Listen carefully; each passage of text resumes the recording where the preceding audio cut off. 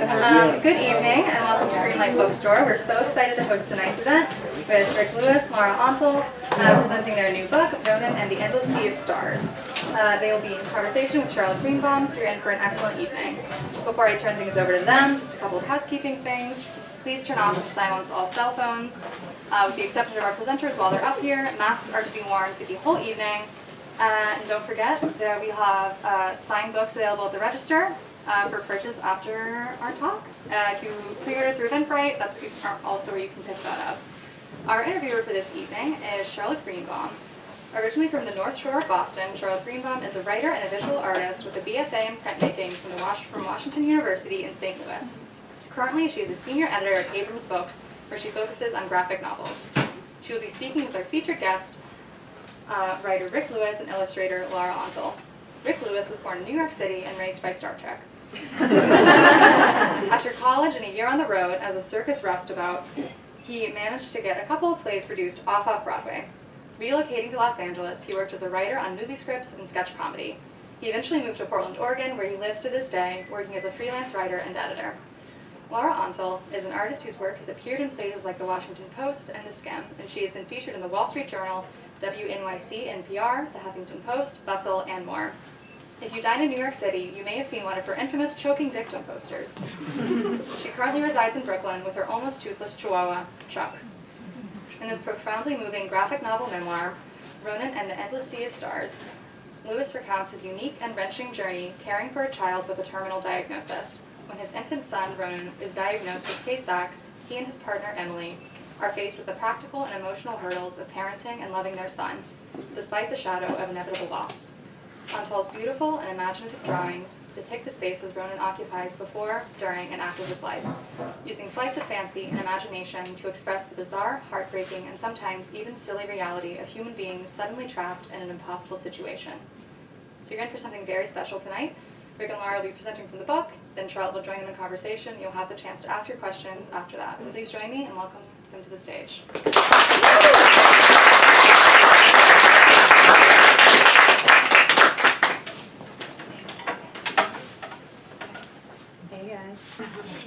Hello, is this on? You guys are very quiet. Testing? No, I think that's just my yelling voice. Yeah. Or Don't loud think this speaking. one's, I think the mic's might not be. believe it or not, that is him that on. that's him What? on? All right. Yeah. We'll just diaphragm project. Whew, we can do it.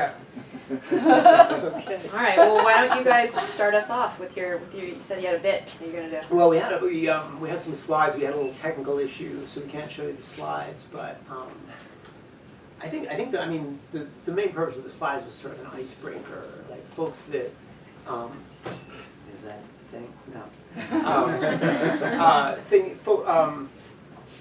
It was we were going to talk a little about our process, but really it was just to convey our attitude. I know the book just came out, and probably a lot of you haven't yet gotten a look at it. It's a sad story. The book is not just a sad book. So one thing we try to get up front is that this is not a funereal situation, and we're happy to talk about like all kinds of stuff. And I think when you have a difficult or traumatic event, sometimes people have trouble separating. Can you hear me back? Some people it can be hard to separate the book, the creative work, the story from the event, the experience, the people. But we're here as writers and artists today, and we're just happy to have you here to be able to share it. And yeah, it does come out as something that was huge and really impactful in my life, and still is, and always will be. But now it's become this other thing, and so we're here to talk about that, and that would not exist without the other folks here. So I'll go over to Charlotte. I guess we're just going to chat for a while. We thought about trying to figure out a reading. It didn't seem appropriate with a graphic novel, because especially as you get into this book, you'll find that even the text itself is often part of the artwork and part of the way you experience it on the page. And I felt that if I tried to read something aloud, it would somehow be shortchanging what Lara's done.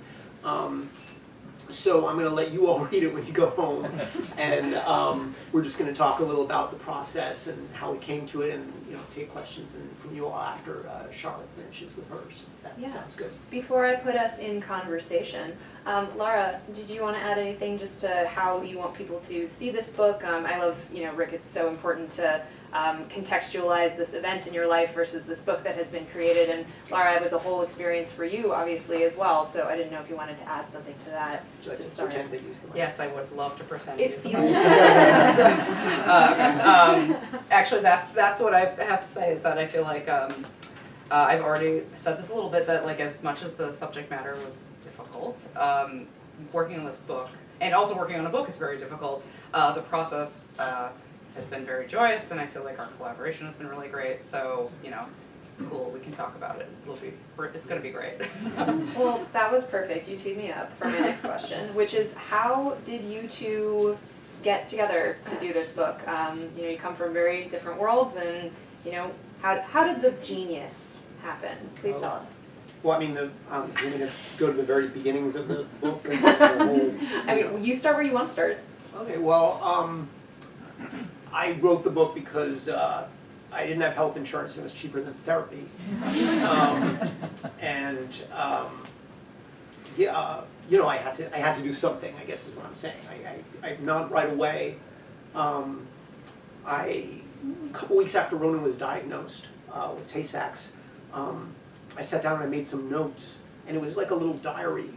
And I think my intention was that I would record what was happening while it was happening, but I couldn't do it. And when you read the book, you'll discover that one element of it is that I dealt with the situation by sort of being only in the moment. I couldn't really think about past or future. I just was like, what do I have to do right now to take care of him?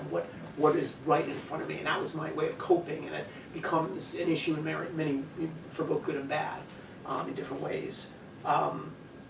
So I didn't keep that diary. I mentioned it because I found it, later, a couple years later, after Ronan had passed away. About a year later, I found it and picked it up and started thinking, well, I'm a writer. I feel like I've got something going on here that I could explore. It's really scary to think about, because I had been a comedy writer, this was not, which partially explains the tone of the book. And I always tell people I was a comedy writer because that's how I see life. And I didn't suddenly become a different person when this happened. About a year after he passed away, I started making notes, and it took about another year before I had a little bell go off in my head, and that was a graphic novel. And I don't know what made me think that. I've certainly read tons of graphic novels, it's one of my favorite forms. But once I hit on that, I suddenly felt I could do it. Like I suddenly had a more bounded conception of what we needed to, what I wanted to attempt. And I could envision it. I could suddenly feel it, imagine the final product. And then I had to go find an artist because my drawing has not gotten better since kindergarten. And there's some of my kindergarten drawings are in the book. And yeah, I'm not exaggerating. So Artist. it's true. So I went looking for an artist, and I was living in Portland. I did a couple of things. I started leafing through the indie racks at comic book stores and writing down the names of artists who looked interesting because I thought it might be good to work with someone local. But I also looked through who had attended the Stumptown Comic Fest, which had gone on. Was it 2015 maybe? 16. Right around there. It's the last year. I think it was 15, and I looked up those artists, and then I found Lara's website and some of her stuff, and I thought, oh, well, she's funny, and she might get me. And so I emailed her. You want to tell me? Yeah, I know. I will never stop holding this mic. It's fulfilling definitely some childhood dreams of being a rock star. So thank you. Okay. Yeah, I received an email out of the blue from Rick, and it was like, hey, I have a memoir that I'd like you to illustrate. And I was like, okie doke, here we go. All right, one of these. I'm like, it's gonna be him wanting to be a superhero and about how great he is, and it's like really just a pitch for his movie. And I was like, okay, so I emailed him back what I consider all the hard questions, like, how'd you find my work? Have you looked at it, and what do you like about it? Do you know that this is my career, and I have a rate, and I work, and money. And so I was like, this will scare him off. And when he responded with like, this is actually more of a memoir about my son, this was the experience, it was like incredibly sensitive and lovely. He was like, I really liked that your work was emotive, but also funny and expressive. I was just like, oh, okay, yeah. So I was just, I thought like it sounded like an incredible project, and I wanted to work on it. That was kind of it. I was charmed that he answered all of my questions. I'm not gonna lie, somehow I did not know that story, and I have been working on this book with you for 4 years. So, sorry. But that's the cutest meet cute of all time. Not really meet cute, but a outreach. I love that. Yeah, it's been amazing to work with Rick and Lara on this. We had dinner before this, and we were talking about when I first read the manuscript. I was in a cab for some reason, and I started crying, and the cab driver was like, "Can I get you anything?" I was like, "No, it's this book. It doesn't matter." But it does matter a lot, and I was just so impressed with the initial pitch. And as we went through the submission process before we acquired Ronan, I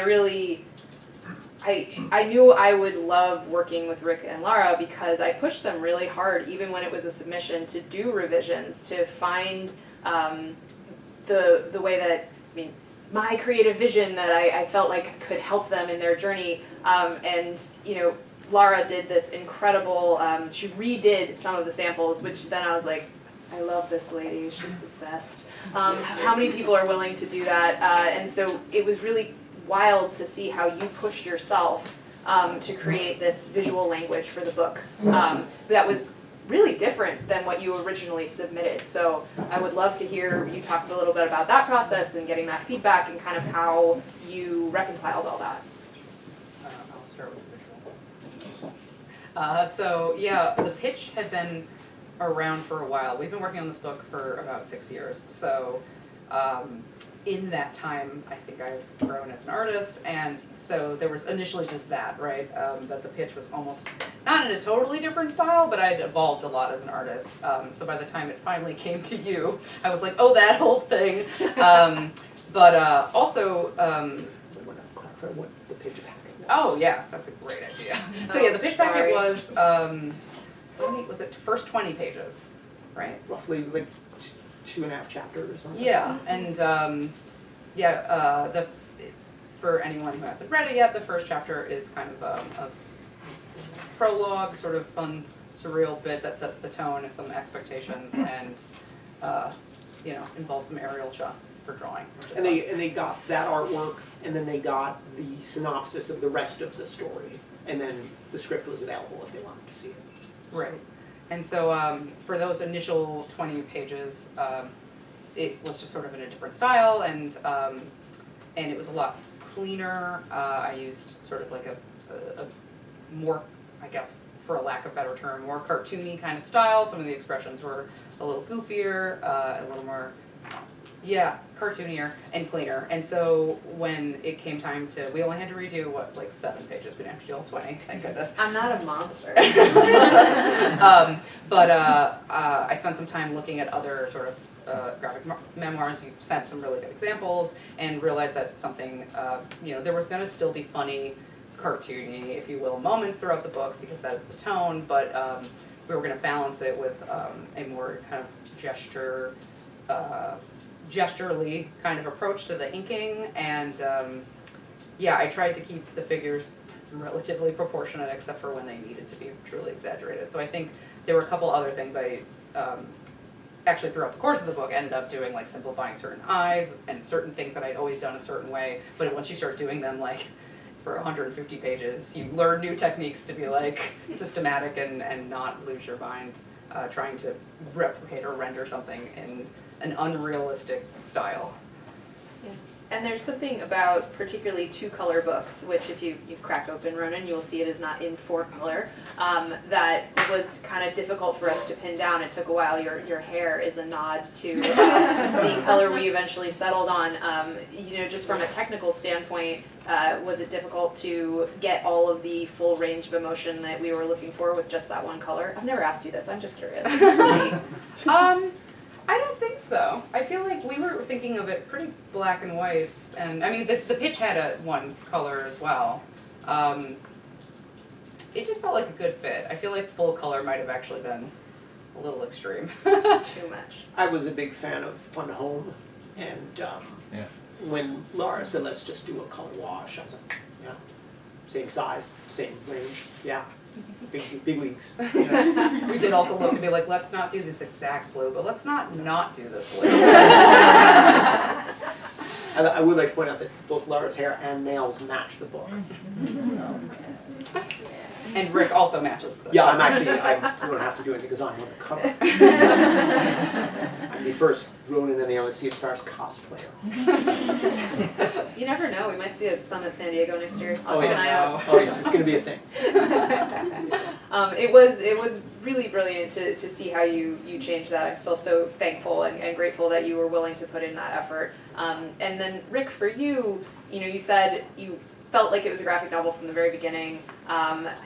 What was the difference between seeing your words on the page, getting your words out there, and then seeing what Lara did with them, especially after the change in tone and style? Sure. The change in tone was not huge to me. I would preface by saying I had very good experiences with collaboration, including with some people who were here, and also working in like film and comedy. And so I had the experience of just writing something and handing it to someone, and then running with it and it being great. And so I didn't have any fear of losing control of it. And because I also had seen Lara's art, I felt confident that she would bring things I didn't expect, and that would make it better. And so the script is not picky. It lays out what has to be there, but it leaves a lot of room. And so when the art started coming back, not only was it amazing just to see it starting to come to life, which really, bringing something to life really was the experience with this. But Lara would render something a certain way, and I would say, oh, well, if we're going to do it that way, then let's put a word balloon here, or let's change the story. Like there would be entirely new visual possibilities that I would not have thought of on my own. And so it was really the best kind of collaboration because we would go back and forth, and seeing the layouts and the initial art was just a springboard to what we could accomplish with it. We would keep going back and doing little tweaks, and so for me it was absolutely, I had the experience of, with other things, worrying too much about controlling them, and with this one, I felt totally fine. And it was very important to me that Lara be a full collaborator on this. She was not someone I hired to do it. She was my partner on it. And literally, the artwork required more hours from her than the writing took from me. My writing process did not take that long. It was very difficult personally to work on. I struggled with it emotionally a lot. But in terms of time, Lara was the one putting in the long hours ultimately, and so it's absolutely half her book. And so when she brought stuff to it, I was just consistently thrilled. And yeah, when we changed it up a little, because I was the one who originally started by saying, I may have even said I imagined this cartoony, and then as things developed, and also as Lara's art just got better and better just in those few years. I just began to see whole new possibilities, and it ended up bringing out some of the moodiest and most touching moments, I think, in ways that I absolutely would not have imagined, and it wouldn't have happened if my limited original idea of it. Because I think what I originally thought was, this is such a dark topic, we really just need this to be drawn like a New Yorker cartoon with just not even backgrounds. It'll just be characters, just to make it light and not pull people too far. But now it's going the opposite way. It pulls people right in, and I love it. So that's my response to that. And I feel like from the beginning, as soon as I read through the script, I was really impressed that Rick clearly knew comics and comics as a medium. There were just some things in there, like, I think the one I think about is, there's a scene where you're talking about Ronan doing complicated, like, sort of flips. This was not the crib one, but like on the floor and like drawing it out as a pattern. And it's just a thing that like, I knew that you were a screenplay writer, so I wasn't sure if it was all, like, there's a lot of translation between those two mediums, but there are some things that are gonna be on screen that cannot be in a book. But I thought that you really had a good handle of the medium and to do things that I was like, this can only be done in a comic, and that's really great that we're putting that in there. Yeah. Yeah. Well, Rick, as far as you mentioned that it was intensely difficult for you on a personal level. You know, the hours were different between your two contributions to this project, but the difficulty, and I think that is one of the most beautiful things about Ronan is that there's so much joy in this story. And I'm just wondering if you could talk to us a little bit about how you took something like this and brought so much joy to it. Well, again, I think that's more about just expressing the world and my experience the way I saw and experienced it. Even when something terrible happens to you, that does not become your reality every minute of every day. Even when if you're sick, if you're taking care of someone who's sick, if you're struggling with something, if you're anxious about something, generally you are also having to brush your teeth and take the garbage out and all those things. And so it was important to me that I contextualize this story in real people's lives. And that included showing us being normal, happy people first, and reacting to things and still dealing with the mundane. And so for me, if we had only focused on the most dark and serious elements of the story, not only would it have been hard for you to read, but it wouldn't have been as human a book. It wouldn't have captured the actual experience the way that we live our lives, you know, because there was, I mean, you know, the way Tay-Sachs works is there's not really medical treatment. When he was diagnosed, he was about 9 months old, and they basically told us, you know, he's going to be around for 2 more years, do with that what you can. And so, you know, that's sort of, it's not like a car crash, it's not like being hit by lightning, it's like a slow motion thing. And you can't, I think in the book I say it's a marathon, not a sprint, or a doctor said that to us really. And I've run a marathon, and you know, you can't push full out every moment. So that in order to make the difficult and the most intense moments happen, and this would be the same, in other kinds of writing, they have to be built up to, they have to lie in the context of lives that are believable and that are all there and that you're being honest about.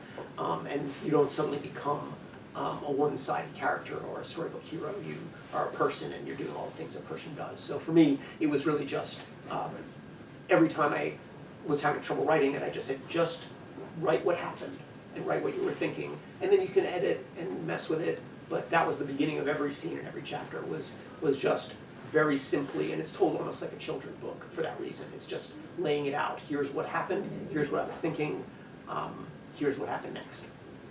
Yeah. And this was really the first full-on memoir that I had edited, so this was a big new experience for me. And editing someone's life is a particularly bizarre thing to try to bring to the story. There were some things I was hoping you would edit out of my life. But Man, I wish I could.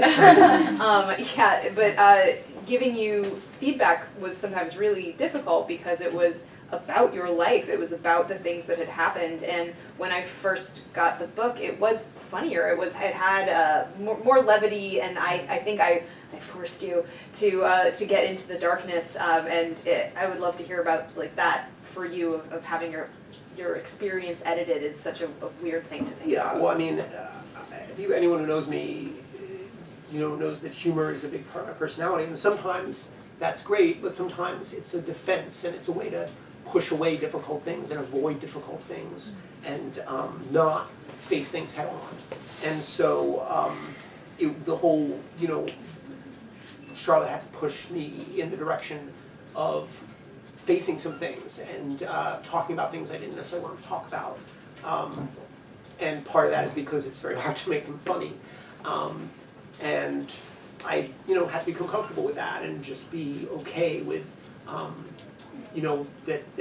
this book is gonna be about what it's about, and I don't have to put up a wall between it. And so when people are saying, tell us more about this or this difficult thing, sitting down and remembering it is really hard, but it made the book better. It made the book so much better. And it would. I mean, the script that we started with when Lara got that email would not have been as good a book as it is now, having had people tell me, don't flinch from this, don't, you've gone 3/4 of the way, you have to go all the way with this. And and so part of that was, becoming a bit of a serious writer more. I've helped a lot of other people with their writing, but this was my only memoir. And it's a thing to sit down and be honest with yourself and your reader. So, does that answer? That was an excellent answer, thank you. And Lara, you were drawing some really tough stuff. Did that take a toll on you, as you were going through it? Because I've had, various artists working on difficult, historical matter, and they say that just sometimes picking up the pencil to draw something that almost feels sometimes harmful. How was that experience for you? I think you've come through it obviously stronger, and you talk about how your art has improved, but really being in that space, what was that like? Well, we were able to publicly announce the book deal in February 2020, and I was like, this is gonna be the best year ever.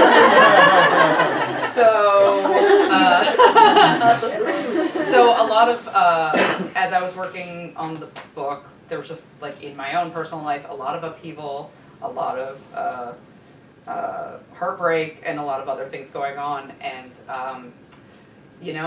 it's funny when you work on a project like this.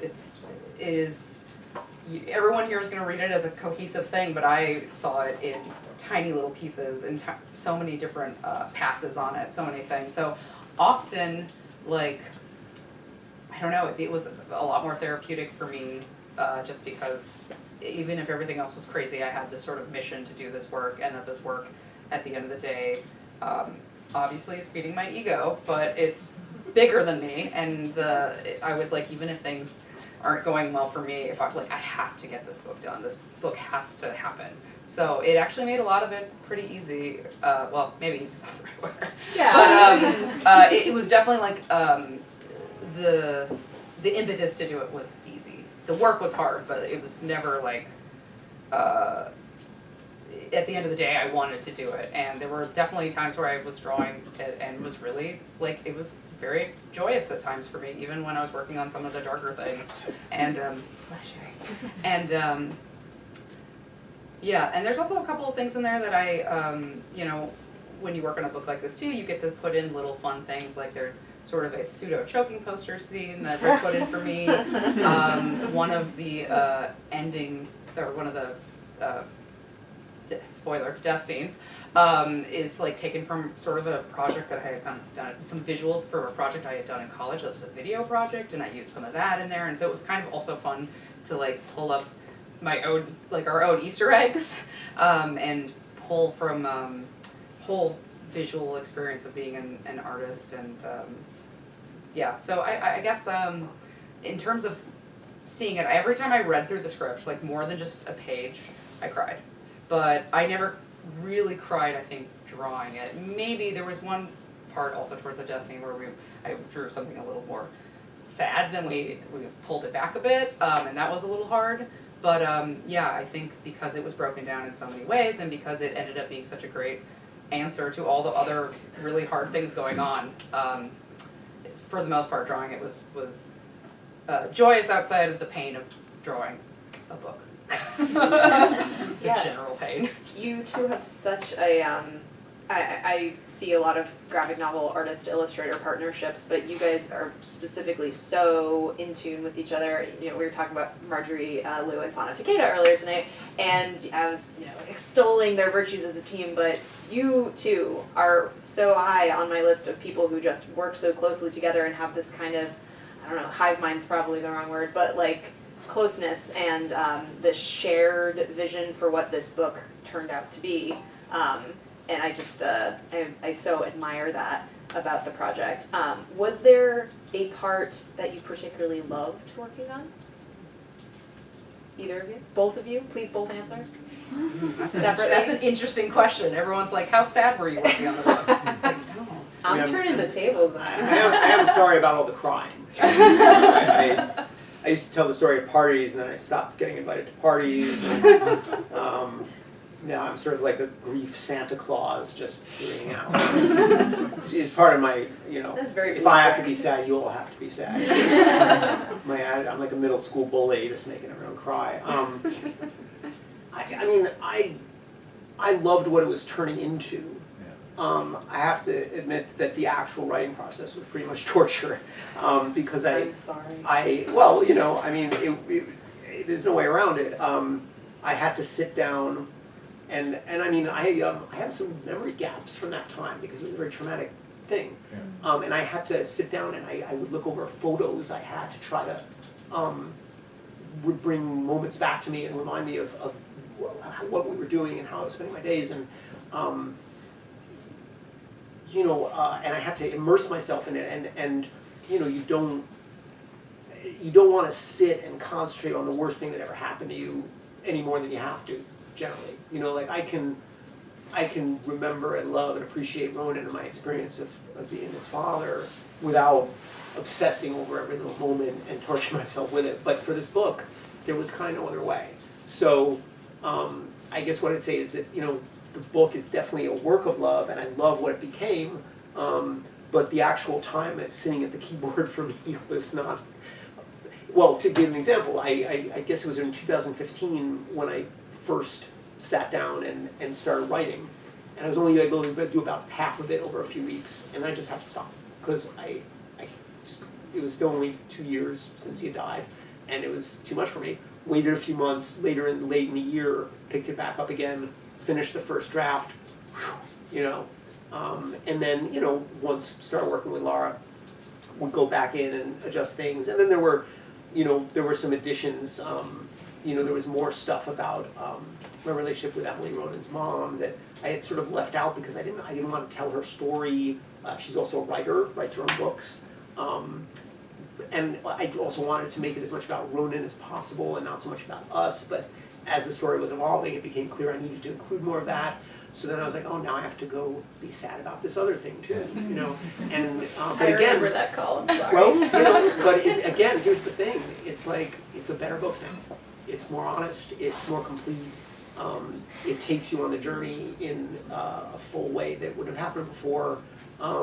So for me, the love was the inspiration and what hopefully you feel in it. That a lot of it is about, but the process was not something I loved. It was something I felt I had to do. Do you feel like there's a passage that you love how Lara drew? I'm just gonna ask that. Do you have a favorite though? You answered the much harder question than I even asked.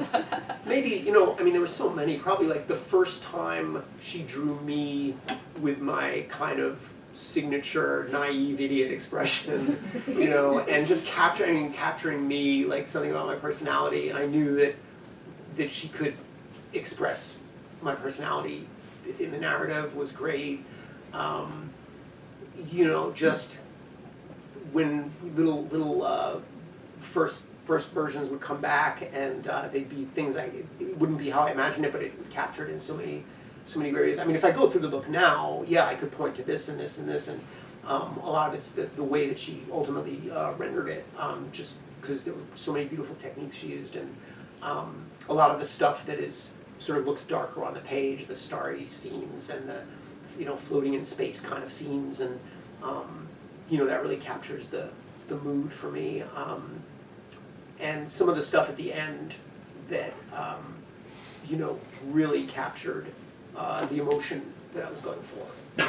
Was huge for me that she was able to nail that, because towards the end there's some sequences that I wanted to pretty much just be visual, and so I would describe what I was envisioning, what I was trying to express, and then what she came back with absolutely captured like the most difficult moments of my life, but also the emotions that I was trying to get across with those pages. And so yeah, every time she was able to translate that, that more abstract stuff into something on the page, I was just super thrilled, and I still am. I mean, there's not a page of the book that I'm dissatisfied with.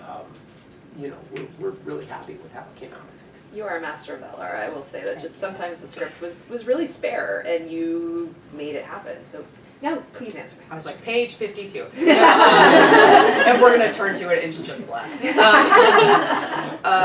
So there are a couple things. First of all, when I finally, Rick and I hadn't met in person, and so I was being sent photos, and I saw Rick, and I was like, oh, he looks like the way I draw people. And then I saw Emily, and I was like, she looks like the way I draw people. So I was really excited that they happened to look like how I already draw. So I was like, I can do this. Exactly. So that was actually, that makes it enjoyable, because then I get to draw like fun characters. I mean, obviously, with a book like this and it being a memoir, you have to like personify the person, make them an archetype, but not really get too much into trying to draw them realistically, but just capture the vibe. And make us look a little more hot. I mean, yeah, that's what I do. Yes. You can feel free to email me. I'll do it for pay. I'll make everyone look hot. That's my specialty. Yeah. So I enjoyed just being able to. I love drawing people, so that was really enjoyable. I really, of course, love doing all the starry scenes. It is so fun to render them because, I was saying this earlier on a podcast with Tam Grossman and the Witch Wave, that doing, like, a lot of the book, when you do a comic, you end up having to draw a lot of stuff that you never thought you'd have to draw. You have to look at a lot of references. There's just a lot of stuff that needs context and placement. So, I'm looking up perspective, I'm looking up buildings, I'm looking up cars, I'm looking up 3D models of strollers so I know the angles to get them at, which a lot of the websites have that, so. So it's really fun to do something like the Starry Skies because it's a lot of, like, just fun brushwork, a lot of fun splatters, and I just got to really like revel in making it. It was really very fun. And then what else? I don't know. I enjoyed. It's fun to do visual gags too. There are a lot of great visual gags, and it's really fun to sort of interpret those. Rick, you wrote out a lot of really good things, but that's the kind of stuff. Like I said, when I'm working on the book, like in terms of the sadness, it was so parsed out. But in terms of the funny parts, every time I would read it, like, all right, I still got to laugh. Yeah, I feel like most of my little notes or tweaks, were usually in the funnier moments. I think because I would be like, for this joke to work, she has to be going. And she would, she'd be, and sometimes I would just describe it, and occasionally I would do an embarrassing little drawing or something to try to express it, just so she would know what I was talking about. But it was super fun to get to work with an artist like Lara, because you learn about the art process and the way that she thinks, and absolutely, if I write another graphic novel, I've learned so much through this process. So that was pretty amazing. I was like, I enjoyed working with Rick. No, but really the collaboration was great. I felt like it was easy to communicate, and if weren't on the same page, we would edit the page to be on the same page. So it's really, I think you were saying earlier that you've worked with a lot of people, and so you weren't stressed about like things going wrong. I've worked with some other writers, and it's been good. But but sometimes they can be a little micromanaging, and I've just always felt like we were partners and collaborators. Because I never had a doubt that Lara was the right artist for it, and I knew that she would deliver her best and what was needed. It didn't matter to me if we were having trouble with a specific page or something. I knew we would get there, Yeah. That was what defined it for me. That was never my worry. I was never worried that we wouldn't get there, and I knew that she could do it. So. Yeah, and the nature of graphic novels is such that sometimes you have the whole book drawn, and then you're like, we need more pages for a couple of moments right at the very end of the process. Hypothetical. Those turned out to be some of the best pages. Yeah. Well, that was what I was going to say, is that one of the great things about the fact that you guys had such a great communication skills and that you were always working together, was when we had these moments where these spreads had to be created, that you were very game and very supportive, and you came up with, as Rick just mentioned, there's some of my favorite moments in the book, and that just like happens. I'm sure it happens with other books, but I only make graphic novels, so I can only apply it to that. I'm glad to hear that you love drawing the stars, Lara, because they are so emotive, and you have such a brilliant way of mark making with those. And this is actually one of the favorite titles that I have of any book that I've worked on. I think Ronan and the Endless Sea of Stars is so evocative. And Rick, I wonder if you could talk a little bit about how we came to that title, because originally the book was called 10. Oh yeah. The book was originally called 1059. I have this tattoo because on one of Ronan's birthdays, Ronan was around for, he mentions in the book, 1,059 days. And so I had gotten, while I was writing the book, I got this tattoo, and the idea was to remind me to think about not what I had lost, but what I'd had. And I thought, 1,059 days, that's some people don't get that, and I wanted to have that attitude, and so I wanted that reminder. And that works great in my life, but then if you just see a book with that number on the cover, someone pointed out, it's a little science fiction-y, it's like THX 1138, it's like, what is that? It doesn't tell you something. Bad SEO. Yeah. Did I say that? No, I feel like I'm always saying that about everything. I don't think that Keywords. And then, when we were starting to change it, my defense of humor kicked in, and I started suggesting really dark titles. I think one was The Temp. It was. And they were like, no, you're not going to call it The Temp. It's not going to happen. And I was like, okay, well, what if we make it sound like a children's book? And that rang a bell, because when you read it, as I said, I told it very simply. And it was another case of moving past my sort of defense mechanisms of humor and getting to something that connects with, there's a piece in the story that relates to the phrase the endless sea of stars, and it's about something from when I was a kid. And and much of the book is about learning, it's really me, the book is really me trying to figure out what that experience meant to me, and who Ronan was, and who we were to each other, and what it all meant in the end. And I did learn a lot about that. Like when I sat down, I was literally just like, I'm just going to write what happened and see what comes out of it. But eventually I found themes that I wanted to work with. And so by the time we needed a title, I felt like, well, what eventually happened was that Ronan became connected in my mind to something bigger that existed before me and before him and will exist after us.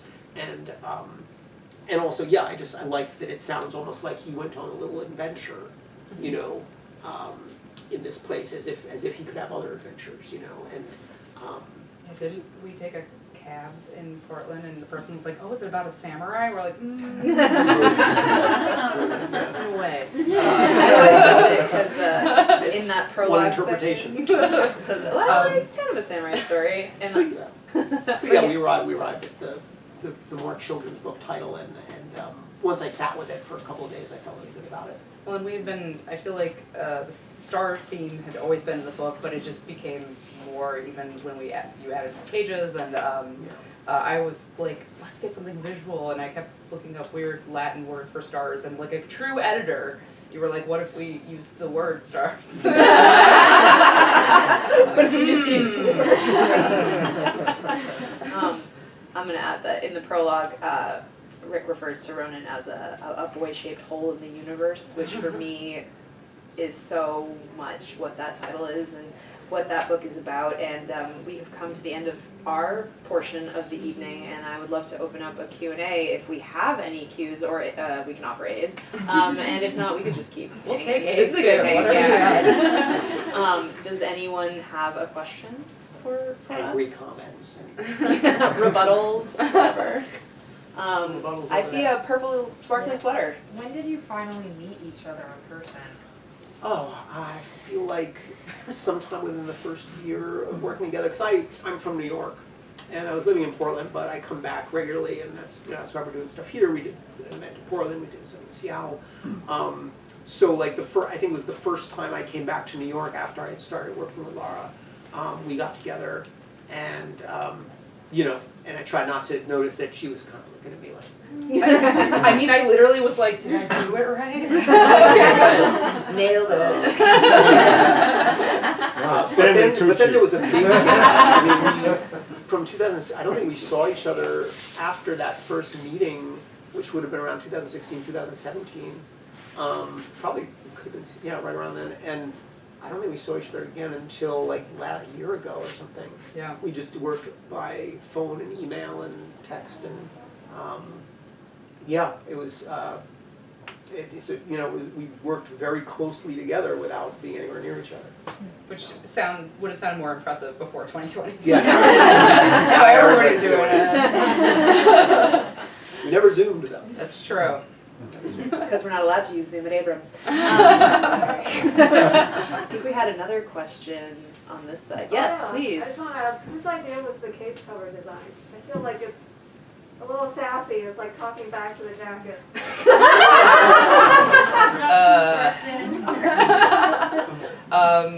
Was that me? I think, was it? It was like, there was like tweaks on it, right? Because I definitely wanted it to be contrasty. I had a different color than there was a I suggestion. think it might have started with Andy and Yeah. and then you made it perfect. Thank So you, like yeah. let's just give it to you. Sorry. No, no, no, I didn't no, try I- I tried to insert myself. That was towards the end, so everything's a blur. But you were in a fugue state. it's 100%. But I really am glad the contrast is there. And one of the amazing things of seeing this as a physical, like, you know, it's been a digital product for so long. Seeing it as a physical thing was so great, and the way the colors play together. And everybody who knows how I felt about the book, I've been talking about the headband. I learned what a headband was. And then in the headband, I for just everyone found this who out. doesn't know, it's this little blue, this little fabric doodad here, and I like didn't pick this color, and I was like, oh, it looks really good. It brings the inside in with the outside. Blah blah blah blah blah. So yeah. I'm going to give a shout out right now to our incredible book designer, Andrea Miller, who lives in North Carolina, so she couldn't join us this evening. But yeah, one of the great things about Abrams is that we take the art of books under our name very, very seriously, and we love working with artists like Lara, who are so creative and so willing to like get into the weeds with us and do things like have an amazing cover that is sassy against the jacket, and to do things like have the end papers be different in the front and the back. I think we just have a different arrangement of objects. She gets like a part-time therapist under that, because I came to her so many times like, I don't know, and she's like, I'm gonna help you. We're gonna get through this together. Especially because this was, in terms of production, this was for all you production nerds out there, like had to be done in sort of like a 2-channel thing in Photoshop, blah, blah, blah. I had to assign a Pantone, but basically normally I just draw digitally, slap it in the computer, and then someone prints it out, and it's like, but this, because of the way it's printed, has to be a different, more mechanical process. And so I was I was like, I have to get this right, because if I get it wrong, there's so many pages. And Andy definitely like got on, not Zoom, now I didn't remember it wasn't Zoom, but on some sort of video. It was Teams. Got on Teams, and like helped coach me through this process that was overwhelming. And I used to work in production at Penguin Random House, and yet it's different. I guess it's different when you're, you know, working harder than I worked at that. Lara, you are by far not the person who's had the hardest time with this particular process. It's very complicated, and you were a superstar. So. Just a question about that. Was it all digital, or did you do pen and ink as well? So everything was digital, but the thumbnails. I always still have to draw. So I would basically like print out a little. First of all, I did everything in spreads, so I didn't do single pages. I wanted to make sure I knew exactly how they looked facing each other. And so I printed out like little thumbnails that were the shape of the spread and drew out that. And then from there, I kind of did everything else digitally. Yeah, I can do it analog, but but the speed and but I definitely wanted to make sure that it didn't look like our first, as we had talked about, the first pitch we had done looked a lot more digital, and I wanted to make sure that this didn't feel. So I used some really nice brushes and like would go back in and like, you know, in almost a painterly way, go back in and fudge certain lines and make things. You know, technology for digital brushes has come a long way, but sometimes you have to like go back in and do like a pass to make it look even less digital. Did you draw the title type? I can't remember. Did you do that? I did. Okay. But yeah. And I was like, is that cool? I don't know how to write. I could barely write anything, but she added all that great stuff inside there. It was really good. Is that the font? Yeah. Oh, yes, and so the font that we've invented for the book is Times New Ronan. I didn't know that. Yeah. Can we just end the evening right now? That was perfect. Are there any other questions? For either emotional or editorial reasons, do you ever feel a need to fictionalize or fudge some of the story, or did you want to stay like facts, facts, facts? Any time I could remember every single word, I tried to stick with it. There are some cases where multiple conversations maybe got condensed into one, or where there was a dynamic that I could express by a quick exchange of dialogue, whereas maybe in reality it was a number of instances or events that contributed to it, because you have to condense it all. There's certainly nothing invented. It's the story as I remember it. That being said, you know, our memories are not perfect. Our realities are subjective and individual, and so it's, you know, it is an invitation into my subjective reality. It's not a document of you know, what happened. No, what I kept coming back to was just say what happened, just say what happened. And it was, as I said, it was partially because it was a hard thing to do, and if that way I knew I could help me begin. Because there's plenty of stuff that is fanciful and weird and not about that, but if I started with just what happened, I had an anchor. And then the other half was to prevent me from tricks and to being too smart and too, you know, smarmy. You know, well, like I said, I mean, I was kind of a sarcastic comedy writer. That was my thing, you know, and so I had to develop some new habits. Yeah, and as far as an editorial side, I never wanted Rick to, you know, fictionalize anything. And if there was a moment where I was like, oh, you need to bring this forward a little bit more, we need to know, we need to stare unflinchingly into the abyss, you know, sometimes I had to do that. But yeah, it was really just, you know, sometimes pressing for a tone thing, sometimes just a language thing, where you're still saying the same thing, but just something that flowed a little bit better.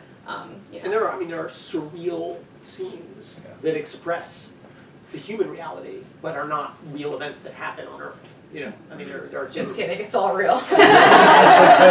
Surprise, only you will know. Yeah, that's. I'd love to ask about, it's so magical when you think about the words and then the illustrations, and then there's that middle ground, which is this beautiful thing you both created.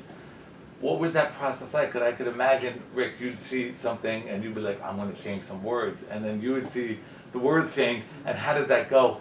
And when do you stop that? Never, deadline. Right? No, you're so inspired and influenced by what the other one is adding, right? Even, I mean, Yeah. we were tweaking little things Right. like very, because you would be trying to make specific things like adding pages where you needed them, Right. but then you notice something. And the other thing is, we both got better at it as we went. Right. And so if we would go back to an older section, there would be, oh, if I was doing this now, maybe we would do this and this and this.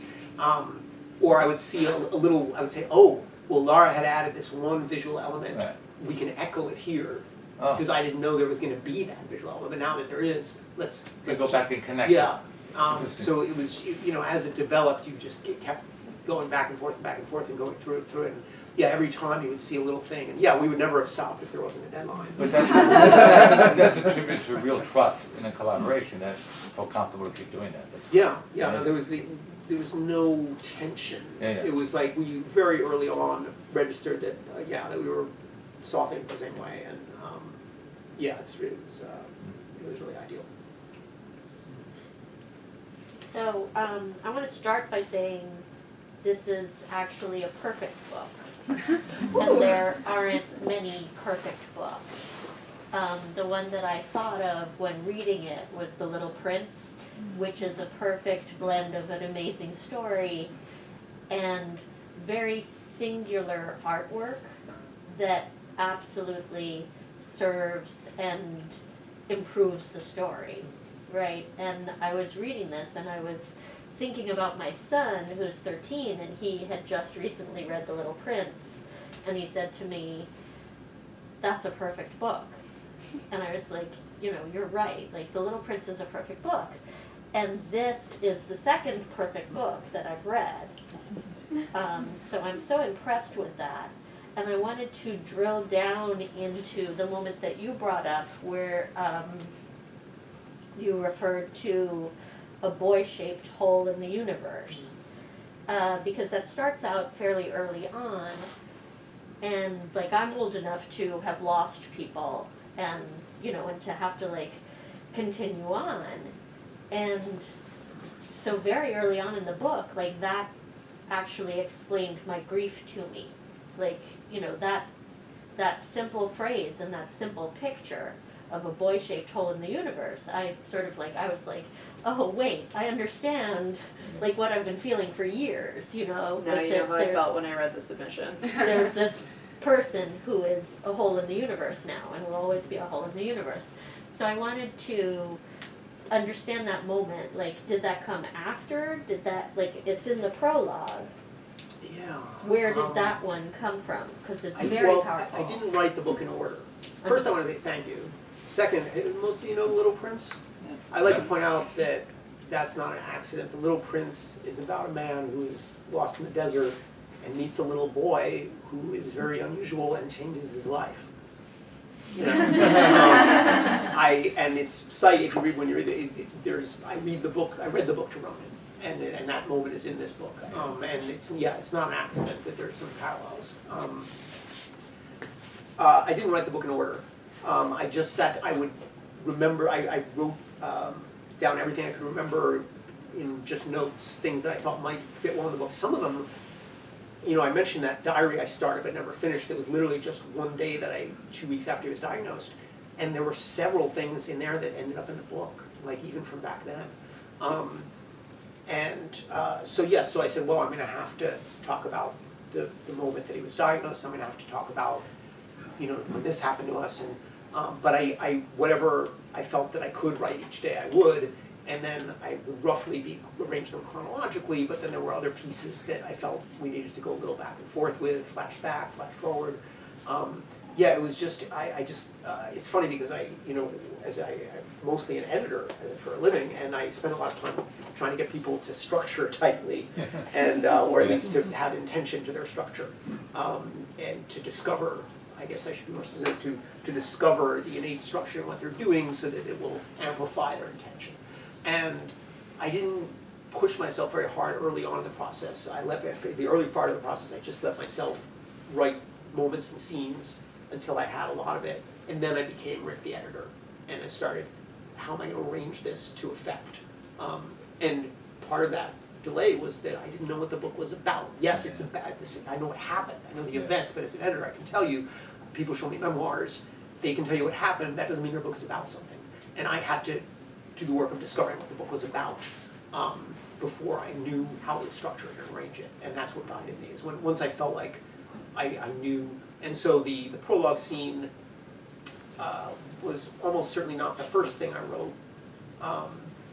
But I think I looked at the first chapter, which is Ronan's birth and all that, and I thought, this isn't where I want to start. I want to start with from the end. I want to start from now. And then I was just like, okay, just like I was saying, say what happened. I'll say, did that describe me then? Because that would have been written around 2015, and that was 2 years after Ronan died, and I was still new in Portland and riding around on my bike and thinking about him all the time. And I said, that's what the scene's going to be about. It's just tell what's happening. Yeah. And and the little boy shaped hole. I mean, that was one where I usually in a case like that I would not say it. I would have just had Lara draw it. But it did sum up for me the feeling so well that I wanted the actual phrase to be in it, so I had someone else say it. I never flagged that for show don't tell. It was always perfect. It's choose, but thank you. The Little Prince was important to me before, and I've got Little Prince on my arm. That's how important the book is to me. So.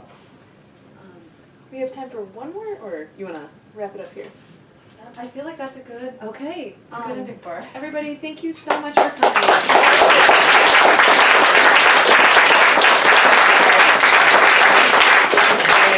Thank you everyone for coming. Thank you, Abram, so much for making this happen. I want to thank a bunch of friends who literally helped me Photoshop at the end. Thank you so much, Jared. And obviously, thank you, Rick, for being able to share this story with us.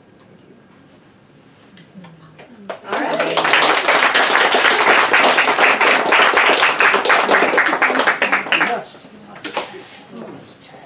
Oh, are we signing, personalizing books? What's happening? Yeah, if anyone wants their book personalized, all our copies at the register are signed. Just talk to them about having personalized. Yes, they are. Lara's gonna get pens, and then we're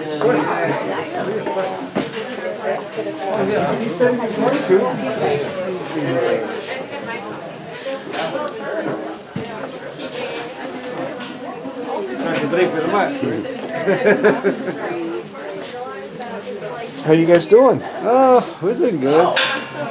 In the process of buying a house. What's that? In the process of buying a house. Oh, you're recording it?